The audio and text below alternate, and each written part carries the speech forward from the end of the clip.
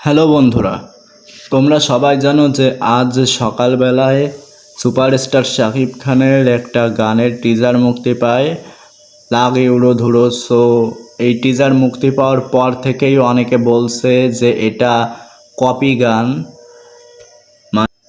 মানে এটা তোর কোন কোন জায়গায় ব্যথা গো বান্ধবী ললিতা বলে একটা গানের কপি, সেটা অনেকে বলছে। সো এটা কি সত্যি কপি? এটা কি সত্যি কপি নাকি উল্টো পাল্টা বোঝাচ্ছে মানুষ?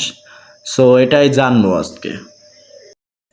তো বন্ধুরা, প্রথমেই বলে রাখি, এটা মোটেও কপি গান নয়, এটা ইন্সপায়ার্ড, এক ধরনের ইন্সপায়ার্ড বলতে পারো। কারণ এটার অরিজিনাল যে গায়ক তাকে ক্রেডিট দেওয়া হয়েছে ভাই।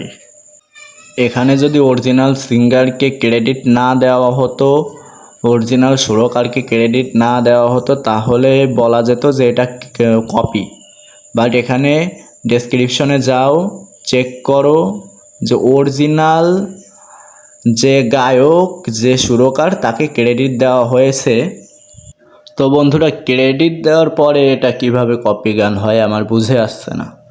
সো এটা যদি ক্রেডিট না দিত, যে অরিজিনাল গান গেয়েছে তাকে ক্রেডিট না দিত, তাহলে এটাকে কপি বলা যেত। বাট এই যে গানের সঙ্গে তুলনা করা হচ্ছে সেটা নিজেই একটা কপি গান, ইটসেলফ একটা কপি গান। যে তোমরা অনেকেই জানবে যে মরার কোকিলে বলে একটা গান আছে, সেটা থেকে হুবহু কপি করা হয়েছিল, যে গানটার সঙ্গে তুলনা করা হচ্ছে সেই গানটাকে। সো কপি গানের কপি হয় কিভাবে ভাই? সো তোমরাই বুঝে নাও কত দূর কী হচ্ছে।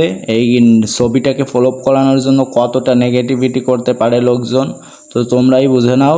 সো আজকের ভিডিও এই পর্যন্তই। সো শাকিব ফ্যানরা যারা আছো তারা সাবস্ক্রাইব করো প্লিজ ভাই। এই চ্যানেলটা আমি নতুন শুরু করেছি, জানি অনেক সমস্যা আছে, বাট ইমপ্রুভ করার চেষ্টা করব ভাই। পাশে না থাকলে কিছুই হবে না ভাই, পাশে থাকো প্লিজ ভাই, পাশে থাকো। আর চ্যানেলটাকে সাবস্ক্রাইব করে দাও।